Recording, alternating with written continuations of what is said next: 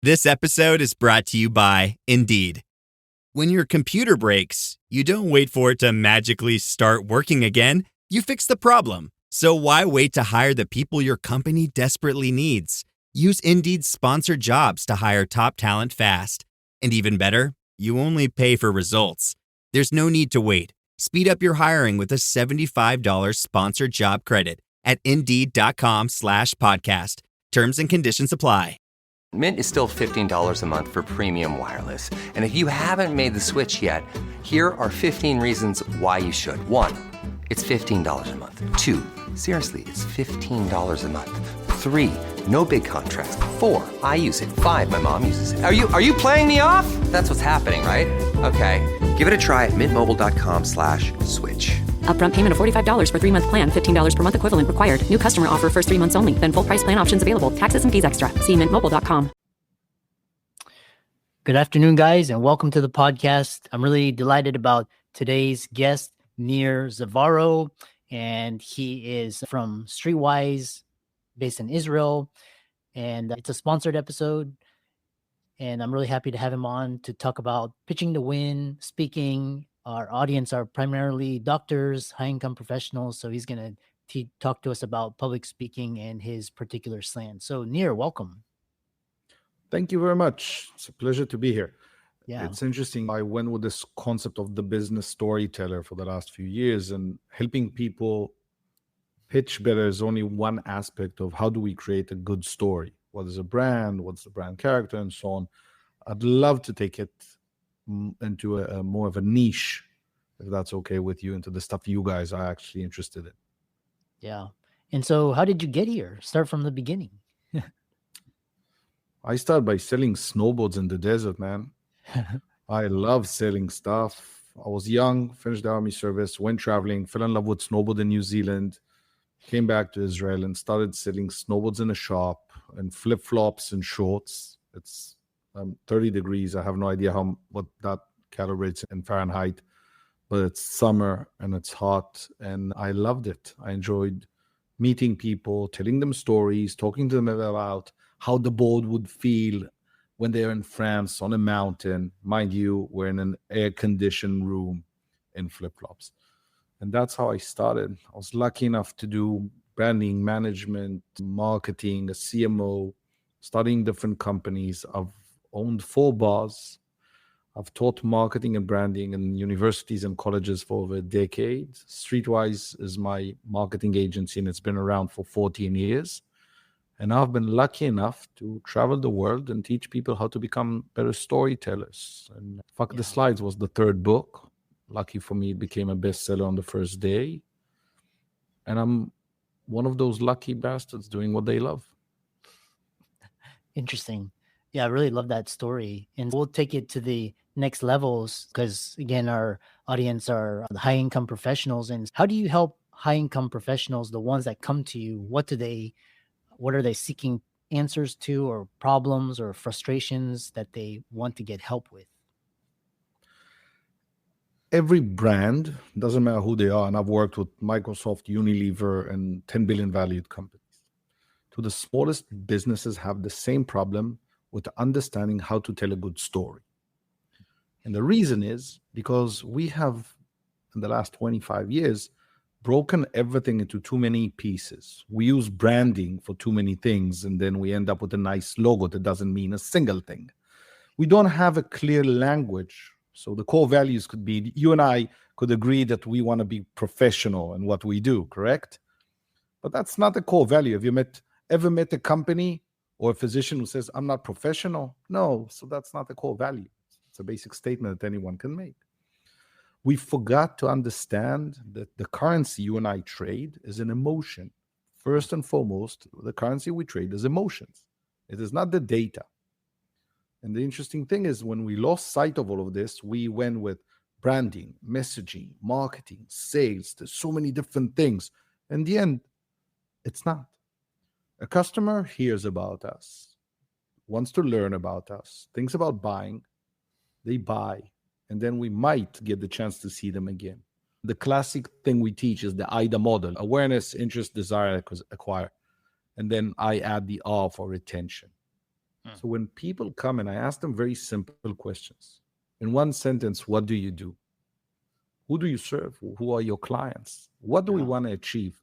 By the way, are the clients buying from you? Are the clients you should talk to? And I'll give an example. Podcasting is amazing. I go on podcasts and talk to different audiences. They become my followers, right? They enjoy the content, they use it, they learn it. They do not necessarily have the budget, the means, or even the scale of clients I work with, right? So basically, there are two separate entities, the ideal clients and the clients that I want to talk to. They're the 1,000 true fans. If they keep buying, that's one thing. If they keep following, another thing. So we focus a lot, for example, on a customer journey. When was the last time, for example, you sat down and wrote the emotions next to the customer journey that you want your clients to go through? Have you ever done it? Yeah, I've done it because I know exactly my clients. Exactly. So let's say that if a client comes in, we know where they come from, right? Top of the funnel and so on. We make sure that we say the right thing at the right time to create the right emotion on the other side. Make sense? Yeah.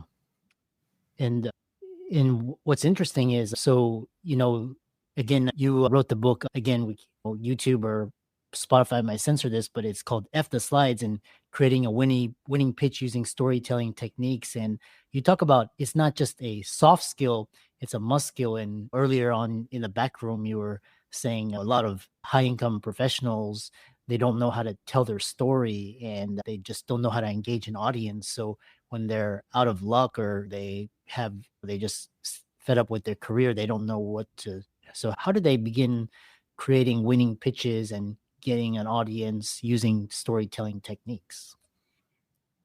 It's very simple, my friend. You need to write down. We need to write in order to become intentional. Oftentimes we sit in a meeting and we say something and someone on the other side will say, of course, we thought about that. No, you didn't. Trust me, you didn't. If it's not written down, you didn't. Once we start writing, we commit to becoming better. It allows us to look at the words we've chosen. The things we want to commit to become the way we behave. So if you don't believe in something and if you don't write it, or if it's just an idea, it disappears, it fades away. One of the key things I work with when people go on a pitch, I ask them to write it down. When we do a customer journey, I ask them to write the funnel, which is easy. Client saw us they came to the website, they left their details, they got an email. Sorry. And I say, great. What did you send in an email? Oh, welcome. Welcome could mean a million things, man. What are we saying? What do you want them to feel? What do you want them to understand? Are we creating excitement? Is this interesting? And I'll give you an example. I'm now working with someone on the other side of the world. They have a great product, very high end, very expensive. And there's a waiting list because they cannot deliver immediately. Once you buy, you need to wait between 3 and 4 months because they need to order the materials, manufacture everything, and they manufacture by hand. They need to ship it. It takes time. So when people reach out, what do they say? It will take 4 months. Potential client says, I'm out. But if I only tell you that there's 26 people and you need to apply now for the waiting list, if you want to get it in 4 months, trust me, more people will be willing to wait. So part of the story of writing is to understand what I want you to understand. So if we improvise, which sometimes is great, but if we keep improvising, we miss on a lot of opportunities. And it comes from the first initial contact we have with someone, a chance to create some sort of trust. There's a second step, for example, when we meet them. And you know this, when you want to tell someone what you do, people might go on a long rant, or it might be very vague or unclear when they talk about their business. You listen, and then you say, thanks, I'm out. I won't buy it. I'm not sure even what you do. I can't even recommend you to someone because I don't understand. So creating that message starts first and foremost with writing. Second thing is we need to start looking at the things we have. If you have a website, what's the hero section saying about you? You know that more than half of the people today go into a website and they don't even scroll. They see the hero section. If they don't get it, they're out. Yeah, really interesting. And the first thing that listeners can take away from Nir is start writing and be intentional and know your customer avatar, your audience, and who you're serving. You mentioned next thing is which is better, because you're teaching clients how to basically pitch to win. And you mentioned websites. What's better to go your pitch? Is it a boardroom? Is it social media? Is it in front of a large audience, a newsletter? Should people be focusing their efforts? We sell all the time to everyone throughout our life. That's what we do. When I want to convince my spouse to go on a vacation, I need to sell. When I want to make sure that you buy or you like what we do, we sell. Whether we are intentional or not, the way we communicate is a story that we want to get something out there. I want to teach you something. I want to sell you something. Very simple. Now, once we understand that, the most important thing is to learn how to craft the pitch and then adapt it first for the audience. And secondly, where we're at. So when we do pitch the win, for example, if the slides is how to pitch when you want to raise money, there's a version for the discovery call on how we do the first initial sale. There's a pitch I'm now doing with one of the top 20 companies in the US. We're doing next month 3 days to teach their leadership team how to improve the way they pitch within the company to get a budget, to explain the next steps, right? So different departments need different needs. They have different needs. If you understand that the audience and the surrounding is important, and you also need to be mindful of what you say and how long. So the whole concept is based on telling a short story, about 500 words, about 3 minutes. Why? Because it's short enough that I will understand. It's easy enough for you to write and practice when you need to pitch, right? But more than that, you don't need to sell when you pitch. Think about it as your trailer pitch. 3 minutes to make me want to know more. And if I didn't ask for more, I opt out. Yeah. Next question I have for you is how long should a pitch be? Should it be 5 minutes? Should it be a 30 minutes? Talk about time length and So as I said, 3 minutes and you're good. Yeah. Remember, the longer the meeting goes, the chances of closing the deal go down.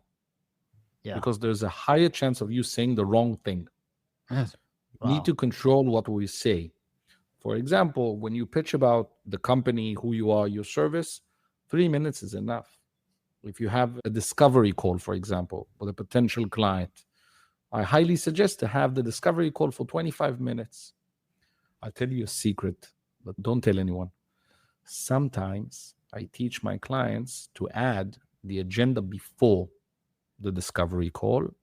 And the trick is we add first 5 minutes, small talk. Now you see how you smiled? Yeah. Almost every call where people go on the call, the first thing they say, by the way, I saw your agenda. It was really funny the way you say small talk. But every call has small talk for the first 5 minutes. Yeah. The next thing will be to set up the stage where we say, hey, so if it's okay with you, the call is going to take approximately 30 minutes. I'll try and make it a bit shorter, maybe 2 or 3 minutes less. During the call, after we did the small talk, I'm going to ask you a few clarifying questions so I understand that we are the right fit. If I think it is okay, I will explain what we do. It will take me about 3 minutes. And after that, I'll be happy to answer your questions. If after that phase, we believe that we are the right fit, the next thing would be to set up the next call. I'll send you the details. We'll organize things. And maybe if it goes well, we can work together. Is that okay for you? No one would say no. Control the situation by creating the narrative. Yeah. The brain, and you know this, the brain is lazy. It doesn't want to work hard. And it wants to know what's going to happen because we don't like uncertainty. Yeah. The other question I have for you is because I hear different perspectives, and one is don't memorize your presentation, use the slides as cues. But you wrote a recent blog post how to memorize your presentation and complete guide to stress-free speaking. So, what is your take on memorization and your pitch? So if you go on stage, or let's say you need to sell something and this is the first meeting and you want to pitch your company, and sorry, but the screen, the projector, whatever it may be, it isn't working. So now you're not only improvising, you're guessing, you have no idea what you need to say, how long it will take. But remember the most important thing, you're in the dark. If you haven't written down, you don't know how to control everything else, how your body behaves, your intonation, the speed, the emotion you want to convey. About 7%, we know this, about 7% of all communication is what we say. And the other 93% is the nonverbal, the way I behave, the way I sound, the speed of speaking, and so on. So basically, the 7%, and that's why I explain in the book, the 7% is only the backbone. So without that, we can't build on top of that. So I don't know when I need to smile, when I need to convey the message in a dramatic way. So you are improvising the wrong things. So when you come off stage and I ask you, hey, how did it go? You will say, yeah, I think it went well. And I'm teaching people to go from I think it went well to no, it went exactly as planned. Now, the slides need to support what you say. And remember, they're for them, not for you. So you came unprepared, said the wrong things, made me feel a bit weird. But the good thing is you were able to read the bullet points. Great, love you. Nobody cares.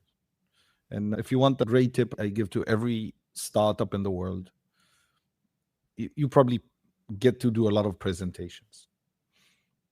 And I tell that to everyone. Please, no matter what happens, if you take one thing from this talk, don't have a thank you slide. Nobody fucking cares.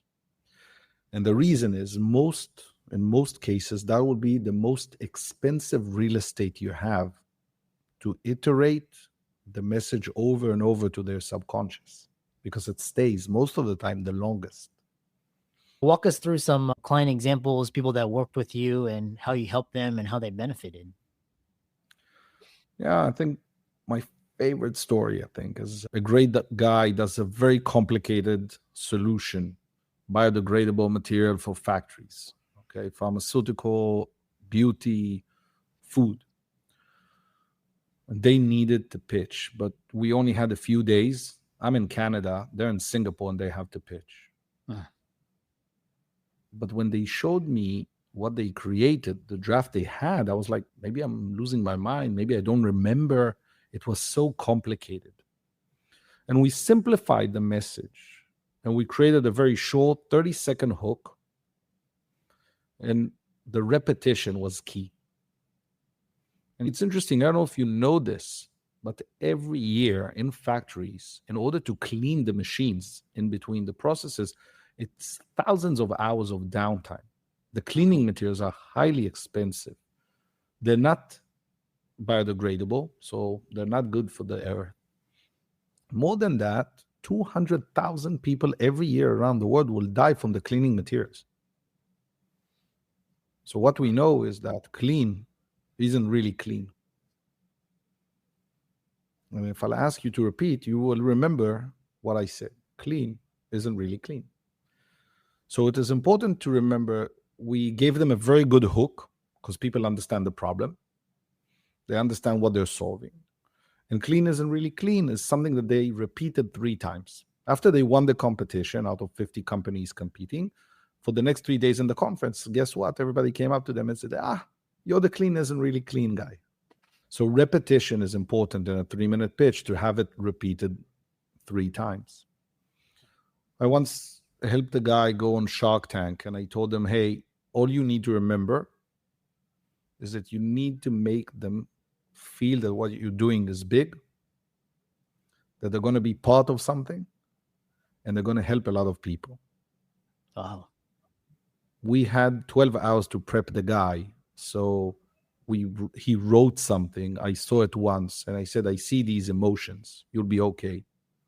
By the way, the business still exists. It's been 7 or 8 years. Yeah. Okay. So remember that in various situations, you are able to create different things. I worked with Microsoft on the cybersecurity team, and we taught their salespeople why they are Luke Skywalker and they have the Force. And the reason is because they have over 150 different solutions for cybersecurity. But when a problem occurs, you and I, we have no idea what we need. We're panicking. So instead of telling them, oh, what do you need? We'll have it. We probably have that solution for you. It was, I will tell you what you need. I've got your back. Don't worry about it. Notice one thing in everything I tell you. I do not change the product, how much they're charging, or if they need to raise. I do not change the team. I do not change the market. We go to the same thing from a different angle to tell a different story. And again, as we are talking about this, I want to remind people, if you want to scale your business, implementing these things goes to every aspect. The brand character of how you talk, how you behave, needs to be aligned in everything. Imagine that the brand character is in the center. And if you and I start a company tomorrow, the next time we have a question, it's not your opinion or mine. We ask the brand, are we in the right direction? Because if not, you and I will agree on certain things. And you'll say, you know what, Nir, you know what you're talking about. And so you write the story this way. And the next time I will say, you know what, I trust you. You do it. We will create inconsistency when we are in agreement. So imagine what happens when we're in a disagreement. The same elements of the story will go into your marketing. What is marketing? That megaphone that we pick up, we want to scream to the world. But when I do marketing, I'll ask the client, what should I scream? Help me. They do not know because they have a very well-designed logo. In your customer journey, look at your funnel. Make that journey, it's a journey, nicer, better, communicate better. Look at everything your brand is doing today and say, where are we creating uncertainty for the client and how can we resolve it? What can we better explain? And more than that, are we using the same stories, the same language? Everything is consistent throughout every touch point we have with that client. I worked with a very young guy building an amazing business, scaling very fast. And we went through the customer journey. We were able to raise prices by 10% twice in 8 weeks. We were able to double the business in 3 months. Double. All we changed was the customer journey, what we told people, how we made them feel. What does every USAA member have in common? Family. We're one big family who supports the military community and their eligible families. And if you, your parent, or spouse served, you could join our family and save big on auto insurance. Visit USAA.com/join today to check your eligibility. Membership eligibility and product restrictions apply and are subject to change. USAA means United Services Automobile Association and its affiliates, San Antonio, Texas. This episode is brought to you by Nespresso Virtuo Coffee Machines.